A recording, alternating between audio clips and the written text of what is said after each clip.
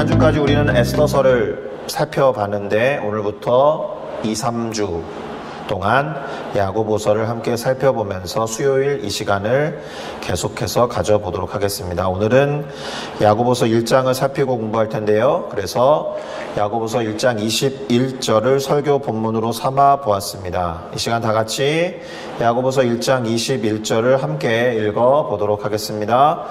그러므로 모든 더러운 것과 넘치는 악을 내버리고 너희 영혼을 능히 구원할 바 마음에 심어진 말씀을 온유함으로 받으라. 아멘.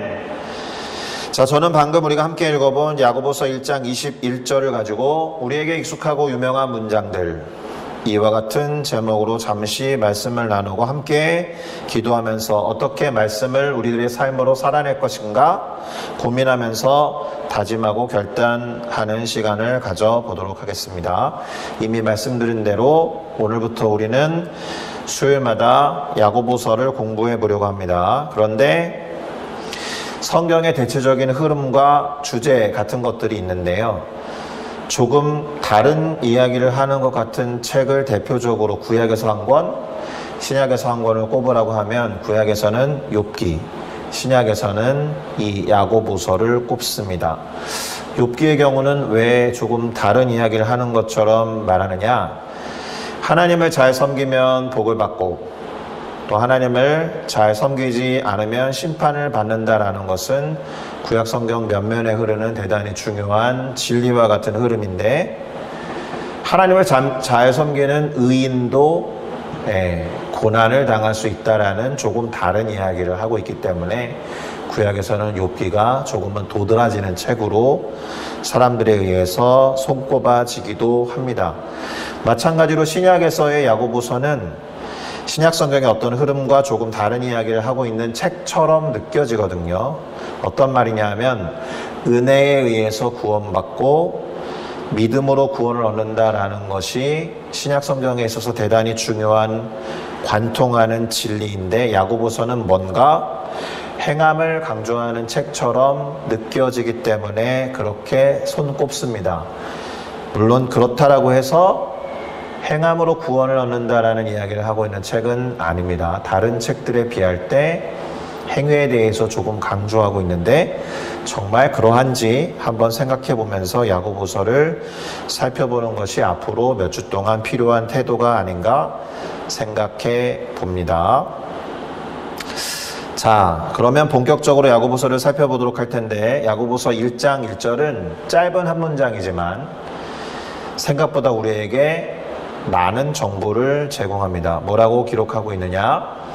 하나님과 주 예수 그리스도의 종 야고보는 흩어져 있는 12지파에게 문안하노라 이렇게 말하고 있어서 대표적으로 이 편지의 발신자가 누구다. 두 번째, 이 편지의 수신자는 누구다. 그런데 이 편지를 발송하는 발신자는 어떤 사람이다. 그리고 이 편지를 받는 수신자는 또 어떤 사람이다 라고 하는 큰 덩어리의 4가지 정보를 우리 가운데 주고 있습니다. 우선 우리는 발신자 야고보에 대해서 생각해 볼 필요가 있습니다. 예수님의 제자들 중에서 12명의 제자들 중에서 야고보라고 불리는 사람이 2명 있습니다. 2명이 있어서 구분하기 위해 아버지 이름을 앞에다 붙이죠. 세베대의 아들 야고보, 그리고 알페오의 아들 야고보. 그러면 이 야고보서를 기록한 야고보가 알페오의 아들 야고보일까요? 세베대의 아들 야고보일까요?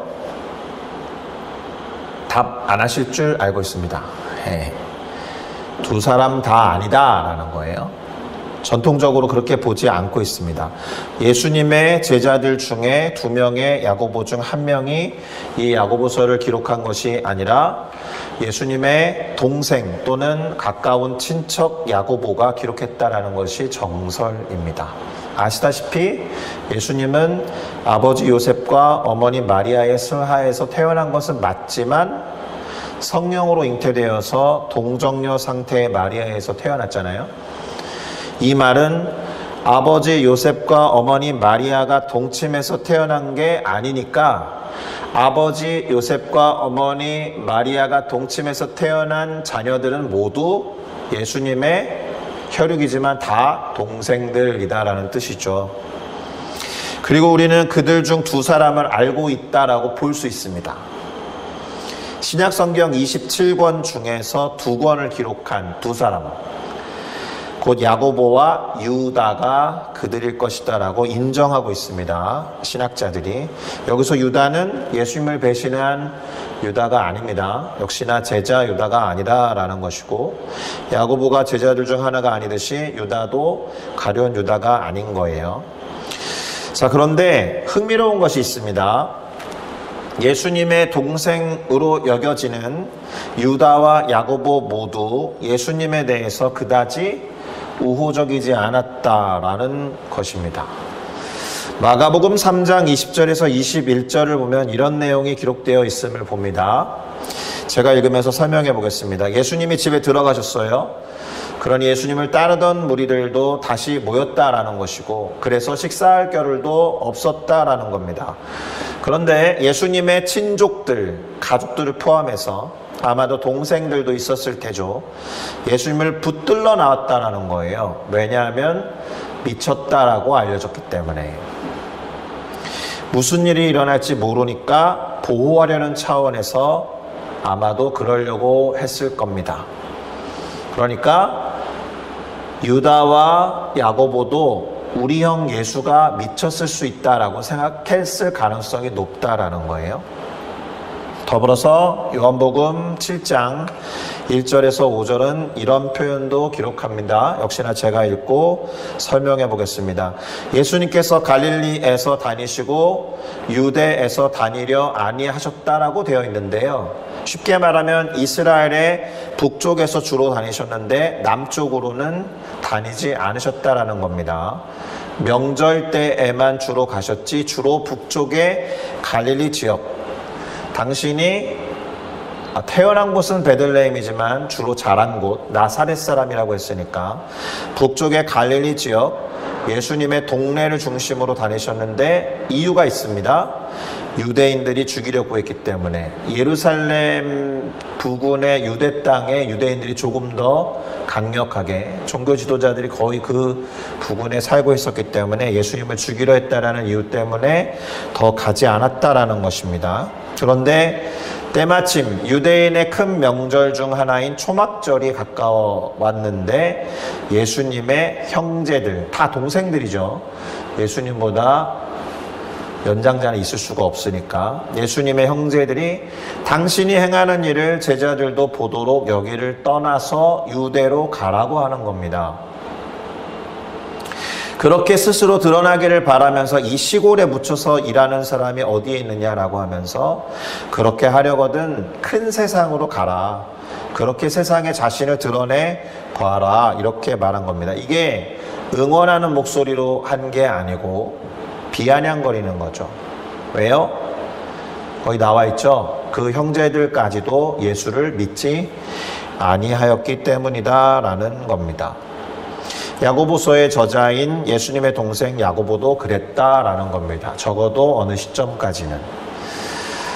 다시 말해서 예수님의 동생 또는 가까운 친척으로 여겨지는 야고보도 형이었던 예수님을 미쳤다라고 했을 테고 도무지 믿지 아니하여서 자신들로부터 떠나가라라고 했을 거다라는 겁니다. 그런데 이제 신기한 거죠. 이렇게 했던 그가 어떻게 해서 신약 성경의 한 권을 기록하고는 자신을 심지어 하나님과 주 예수 그리스도의 종이라고까지 소개하면서 이렇게 말씀을 전하게 되었느냐. 우리는 그렇게 된 유력한 이유를 알고 있습니다. 무엇일까요? 바로 예수님의 부활을 그가 보고 경험했기 때문일 겁니다. 제자들도 겁쟁이처럼 있다가 예수님의 부활을 체험한 다음, 물론 성령을 체험한 이후가 되겠지만 완전히 바뀐 삶을 살았듯이 예수님의 부활을 체험한 야고보도 그렇게 변화된 겁니다. 그러면 부활을 체험하기 전에 형이었던 예수의 죽음도 목격했겠죠. 확실히 죽었다는 것을 알고 있었는데 다시 살아났다라고 하니까 더 이상 그 존재를 부정할 수 없었고 더 이상 그렇게 비아냥거릴 수 없었을 겁니다. 돌아보면 부활하신 예수 그리스도를 체험한 사람들, 그것이 초자연적인 현상이든 그런 사람들에게는 확실한 변화가 나타나는 것은 틀림이 없습니다. 사도 바울도 그랬고요. 우리는 환상 속에서 봤다라고 하지만 그의 체험만큼은 대단히 인격적이었다라는 것을 사도행전에 기록해서 동행했던 다른 사람들의 증언을 통해 우리는 보강할 수 있습니다. 믿을 수 있습니다. 자, 그렇게 예수님의 부활을 체험해서 변화된 야고보가 영적인 이스라엘 백성들, 왜냐하면 전국에 흩어져 있는 12지파 이스라엘 사람들이라고 불렀지만 당시에는 12지파를 다 갖추고 있던 상태가 아니잖아요. 10지파는 북왕국 이스라엘과 함께 멸망해서 그의 후예들은 사마리아 사람들이 됐으니까 12지파의 면면을 피지컬적으로 말하는 건 아닐 테니까 영적인 이스라엘 백성들이라고 해석할 수 있고, 그것은 곧 그리스도 예수를 따르는 모든 성도들에게 편지를 띄우고 있다. 그것도 3번이나 형제들아 이렇게 외치면서 그랬습니다. 2절에서는 내 형제들아 라고 말하고 16절과 19절에서는 내 사랑하는 형제들아 이렇게 3번을 외치면서 가르침을 주고 있습니다. 오늘 우리는 이 야고보서 1장의 각 구절을 한 번씩은 다 읽어보게 될 겁니다. 먼저 2절부터 4절을 한번 보겠습니다.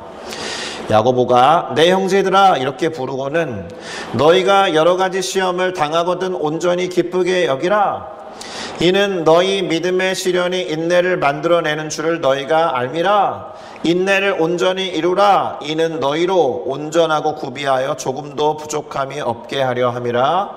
아멘. 자, 이렇게 기록하고 있는데 제법 많이 들어본 구절이죠. 익숙한 구절입니다. 사실 야고보서 1장에는 우리가 생각보다 많이 접했던 익숙한 구절들이 제법 많이 나와요. 그래서 제목을 그렇게 뽑은 거예요. 자, 그 다음에 이어지는 구절은 조금 더 유명한 구절인데요. 5절에서 8절입니다. 이거 같이 읽어보겠습니다. 시작. 너희 중에 누구든지 지혜가 부족하거든 모든 사람에게 후히 주시고 꾸짖지 아니하시는 하나님께 구하라. 그리하면 주시리라. 오직 믿음으로 구하고 조금도 의심하지 말라. 의심하는 자는 마치 바람에 밀려 요동하는 바다 물결 같으니 이런 사람은 무엇이든지 주께 얻기를 생각하지 말라. 두 마음을 품어 모든 일에 정함이 없는 자로다. 아멘. 앞부분은 정말 익숙하죠. 그래서 자녀들이 있으면 지혜가 부족할 때 후히 주시고 꾸짖지 아니하시는 하나님 지혜를 주십시오라고 기도하기 참 쉬운 구절입니다. 뒤에 나온 구절은 생각보다 냉철하면서 조금 냉정하기까지 하죠. 그런데 대단히 교훈적이고 가르침이 많이 나와서 이와 같은 야고보서의 구절들을 어떻게 부르기도 하느냐? 신약 성경의 잠언이라고도 부릅니다. 그런 느낌이 들죠? 잠언을 그래도 비교적 자주 읽어보셨을 텐데 주로 사용하는 수사법이 뭐예요? 대조예요, 대조. 그리고 어리석은 자, 지혜로운 자 그렇게 비교할 때가 많죠. 겸손한 자, 교만한 자를 비교할 때도 많고 비유나 예시를 들어서 이해를 더하는 것도 잠언에는 제법 많이 나오는데 이어지는 야고보서 1장 9절과 11절도 정말 그와 유사한 구조를 보여주면서 가르침을 주고 있습니다. 한번 볼까요?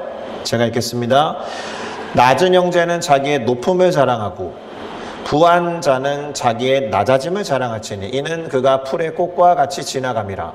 해가 돋고 뜨거운 바람이 불어 풀을 말리면 꽃이 떨어져 그 모양의 아름다움이 없어지나니 부한 자도 그 행하는 일에 이와 같이 쇠잔하리라. 그 잠언의 어느 구절을 읽어본 것과 유사한 느낌이 들죠.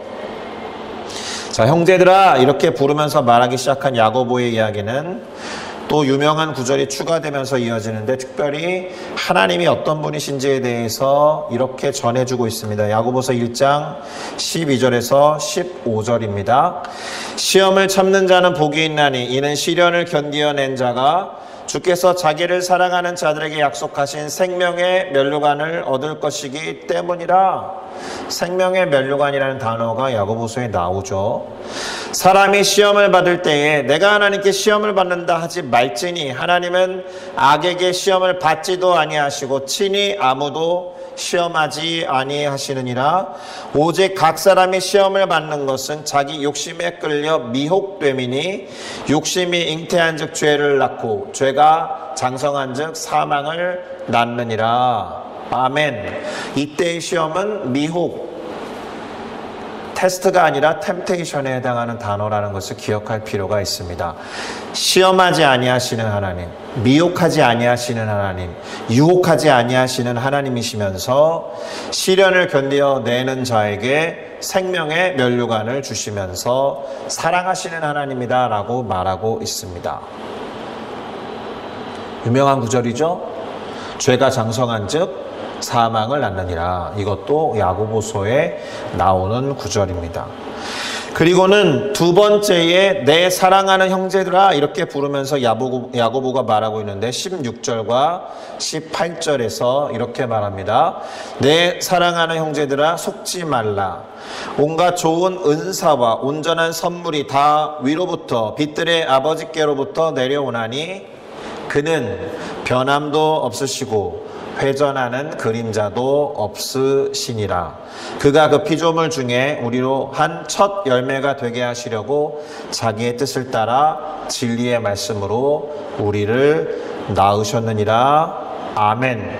자, 특별히 변함이 없으신 하나님을 표현할 때 회전하는 그림자도 없다라는 것이 야고보서 1장에서 나온다라는 겁니다. 회전하는 그림자가 없다라는 것은 영이라는 뜻이기도 한데 태양의 각도에 따라서 사람은 그림자 변하듯이 바뀌고 변화무쌍한 존재이지만 하나님은 그렇지 아니하신다라는 그런 표현은 아마도 대단한 압권일 겁니다. 회전하는 그림자도 없으신 하나님. 무엇보다도 당신의 뜻을 따라서 진리의 말씀으로 우리를 낳았다. 이 말은 말씀으로 우리를 창조하셨다. 말씀으로 우리를 다시 태어나게 하셨다. 말씀으로 우리를 구원하셨다. 이런 뜻이겠죠. 할렐루야. 더불어서 야고보서는 이런 책인데요. 잠언과 같은 말씀을 지침으로 삼아서 삶에 적용하고 행하라 라고 하는 명령을 주고 있다라는 점에서 믿는 것으로 그치지 않고 그에 합당한 행함을 강조하는 책이다. 바로 요것 때문에 행함의 어떤 포션, 비율이 많다라고 생각해서 사람들이 행함으로 구원 얻는 것처럼 오해하게 되었죠. 그런 책은 아닌데 오히려 믿음에 합당한 실천적인 적용, 그 실행에 대한 명령, 구체적인 제안을 많이 주는 책이다라고 할 수 있습니다.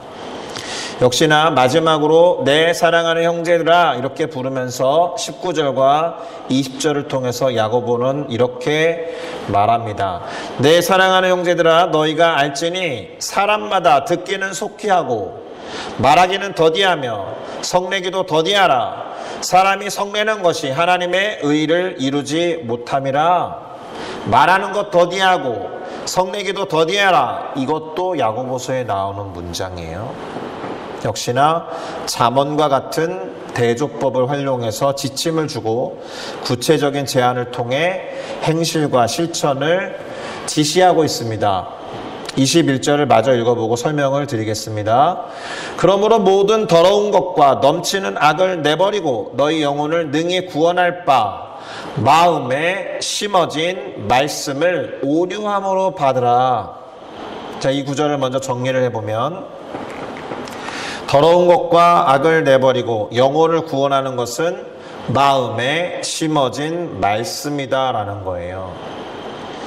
그것을 온유함으로 받을 때, 그것을 순수하게 의심 없이 받을 때 구원을 얻을 수 있다라는 겁니다.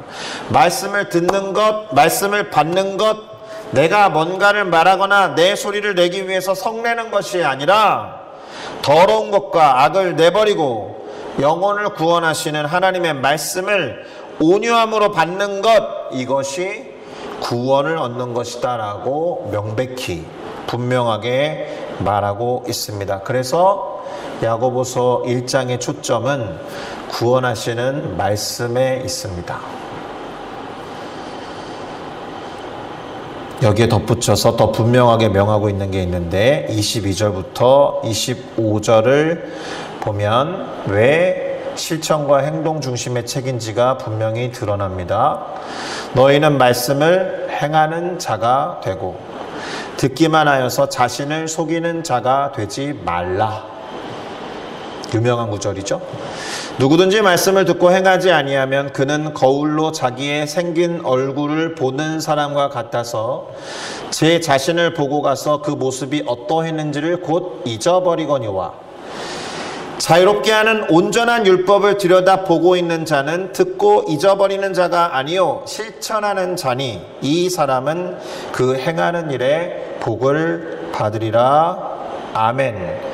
이렇게 말하고 있습니다. 그러니까 말씀이 들어와서 구원을 얻은 자는 그의 합당한 행동이 나타날 수밖에 없다.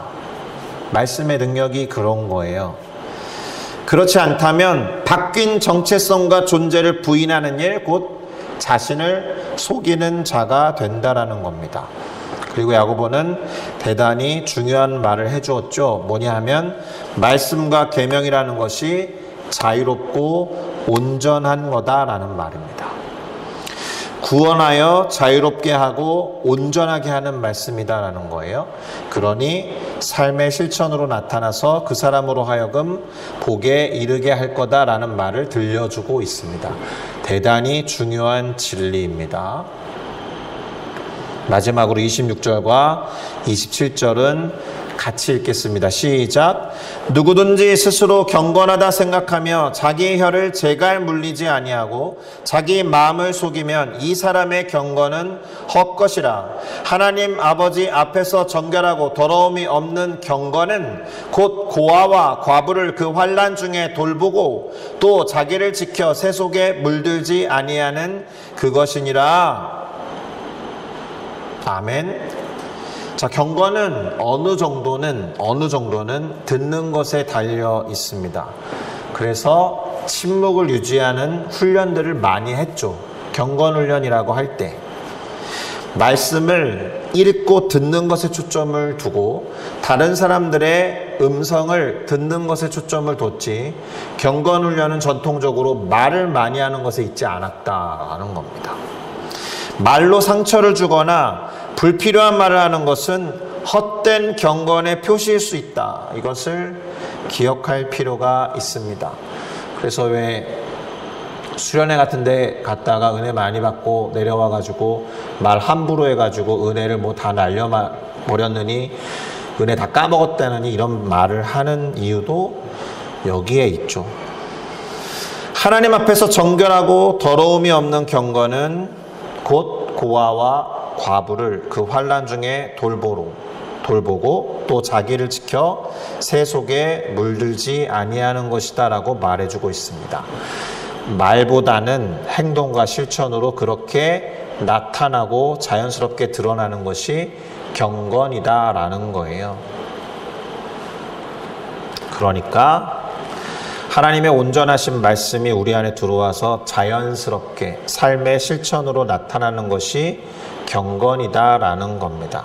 그것이 하나님 앞에서 정결하고 더러움이 없게 할 뿐만 아니라 다른 사람들을 향한 섬김으로 이어져서 그것이 자기를 지켜 새 속에 물들지 아니하게 한다는 겁니다.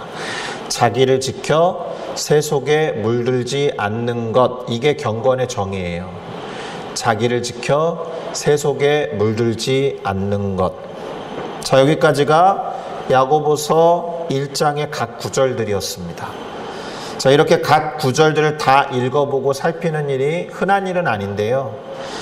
이미 말씀드린 바와 같이 야고보서 1장에는 우리가 제법 많이 들어서 알고 있는 유명하고 익숙한 구절들이 여러 개 나오고 있어서 이게 야고보서에 있었구나 라는 것을 재확인할 필요도 있음과 동시에 그런 구절들이 우리의 삶에 실질적으로 미친 선한 영향력들이 있기 때문에 한번 그렇게 다 살펴보았습니다. 오늘 설교 제목이 뭐였다고요? 우리에게 익숙하고 유명한 문장들. 그 유명하고 익숙한 것은 그만큼 중요하기 때문에 기독교 공동체 안에서 성도들 사이에서 널리 읽히고 전달되는 구절들이잖아요. 그게 어느 책 몇 장 몇 절에 있는지는 모르지만 들어서 얼핏 알고 있는 구절들이 제법 많은데 야고보서 1장에 꽤 많이 있었다. 그런데 반드시 성경에 기록된 문장이 아니라고 해도 내 인생의 한 문장 이런 거 하나씩 갖고 계시잖아요. 그렇죠? 그런 내 인생의 한 문장들이 삶에 영향을 아주 지대하게 미쳐왔잖아요. 그 누군가의 한 문장, 누군가의 말로 인해서 삶의 태도와 방향이 바뀐 경우도 있었을 거잖아요. 그런 문장들 그리고 그런 말들을 뭐라고 부르느냐? The right word라고 합니다. 우리말로 번역한 것이 정언인데 발을 정자의 말씀 언자이겠지만 그렇게만 번역하기에는 그 무게감이 조금 더 있습니다. 아주 적절하고 무게감 있는 바른 말이라는 뜻이에요. The right word라는 말은. 그게 옳은 말이기도 한데 적절한 말이라는 뜻이기도 합니다. 특별히 그것이 하나님의 말씀으로서 성경에 기록된 구절이라고 한다면 더욱더 그렇게 번역하는 게 맞습니다. 이유는 그냥 말뿐이 아니기 때문에 그렇습니다. 앞서 우리가 야고보서 1장에서 살펴본 여러 구절들에서 본 바와 같이 구원에 이르게 하는 자유롭고 온전하게 하는 말씀이기 때문에 그렇죠. 그래서 삶으로 드러나고 나타날 수밖에 없는 거예요. The right word는 이어지면 어떻게 되겠습니까? The right life가 되는 겁니다. 그게 The right word의 열매이자 결과일 수밖에 없어요. 왜요? 하나님의 말씀이 창조를 통해서 피조물로 나타났잖아요. 하나님의 말씀이 창조 사역을 통해서 선포되어짐을 통해서 우리가 존재하게 되었잖아요. 우리는 하나님의 말씀이 선포된 것의 결과이자 열매잖아요. 하나님의 말씀은 눈으로 나타나고 열매 맺을 수밖에 없다면 내 안에 온전하게 들어와 있는 구원의 말씀도 그렇게 나타나야 되는 거 아니에요. 삶으로. 그래서 야고보서가 행실과 실천을 말하는 것이고 그것의 공통 분모로 역할하는 것이 진정한 예배와 섬김이다라는 겁니다. The right word가 The right life가 되고 The right life가 true worship과 서비스가 되어야 한다라는 겁니다. 우리 안에 심겨진 말씀도 우리를 구원에 이르게 했다면 우리의 삶으로, 우리의 열매로, 우리의 결과로 나타날 수밖에 없다. 이러한 흐름과 방향을 행위로 구원 얻는 잘못된 책이다라고 오해하면 안 되는 거죠. 믿음이라는 것은 그렇게 드러날 수밖에 없기 때문에. 오늘 본문에서 제안하고 있는 열매들 어떤 것들이 있었느냐? 더러운 악과 그 악을 내버리는 것, 입에 재갈을 물린다는 표현이 나올 정도로 듣기를 더 많이 하는 것, 말하기를 더디하고 성내기를 더디하는 것, 무엇보다 고아와 과부와 같은 이들, 소외되고 헐벗은 사람들을, 환난 중에 있는 이들을 돌보는 그러한 삶과 행동으로 나타나게 되어 있다라는 겁니다. 그렇지 않으면 자기 마음을 속이는 것이다.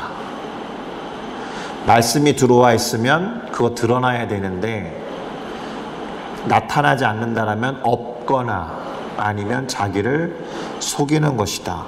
그 경건은 헛된 것이 되고 만다라는 겁니다. 다시 정리하면 The right word가 The right life가 되고 참 예배이자 서비스, 섬김과 봉사가 되어야 한다. 다시 정리하지만 그래서 야고보서가 실천과 행동 지향으로 보인다. 그러나 그렇다라고 해서 행위로 구원을 얻는다는 말을 하고 있는 책은 결코 아니다.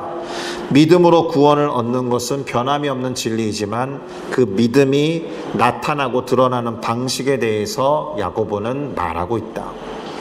하나님을 향한 예배, 이웃을 향한 섬김, 하나님 우리를 구원하신 그 우리 안에 들어와 심겨져 있는 말씀을 온전히 받았을 때 나타나는 열매라는 것을 기억하는 것, 이것이 이제부터 단 몇 주 동안 공부하게 되는 야고보서의 핵심이다라는 것을 유념하시고 깨달아 아는 우리 모두가 되기를 예수 그리스도의 이름으로 축복합니다. 기도하겠습니다.